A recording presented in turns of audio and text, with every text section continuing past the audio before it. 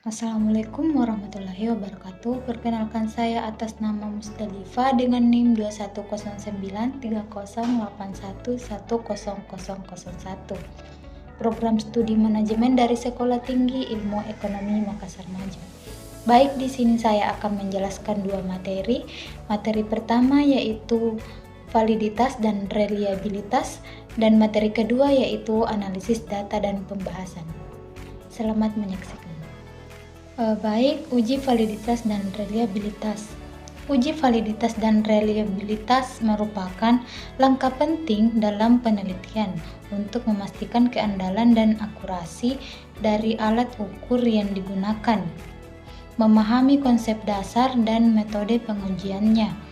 Sangat penting untuk mendapatkan hasil penelitian yang terpercaya. Definisi validitas. Yang pertama, akurasi. Validitas mengukur seberapa akurat suatu alat ukur mengukur apa yang seharusnya diukur. Yang kedua, ketepatan. Validitas juga menunjukkan seberapa tepat alat ukur tersebut dalam menghasilkan data yang diperlukan. Yang ketiga yaitu keandalan. Validitas memastikan bahwa hasil pengukuran dapat diandalkan dan konsisten. Jenis-jenis validitas. Yang pertama validitas isi, yang kedua validitas kriteria, dan yang ketiga validitas konstruk. Definisi reliabilitas. Yang pertama konsistensi. Reliabilitas mengukur seberapa konsisten hasil pengukuran dari waktu ke waktu. Yang kedua keandalan. Reliabilitas menunjukkan sejauh mana alat ukur dapat diandalkan dan memberikan hasil yang stabil. Yang ketiga yaitu presisi. Reliabilitas juga menunjukkan seberapa presisi alat ukur dalam menghasilkan data. Jenis-jenis reliabilitas. Yang pertama reliabilitas konsistensi internal, yang kedua reliabilitas ekuivalensi, dan yang ketiga reliabilitas stabilitas.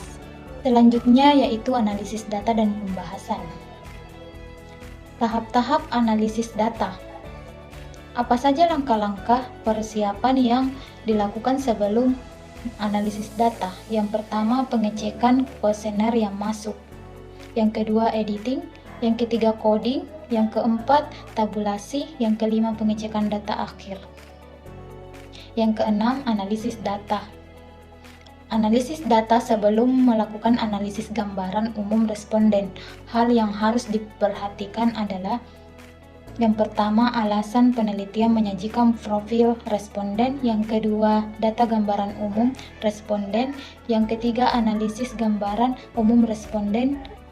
Pemilihan metode statistik sebagai alat analisis data dalam penelitian akan sangat bergantung pada yang pertama, tujuan penelitian.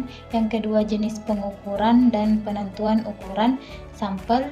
Yang ketiga, jumlah variabel yang diamati.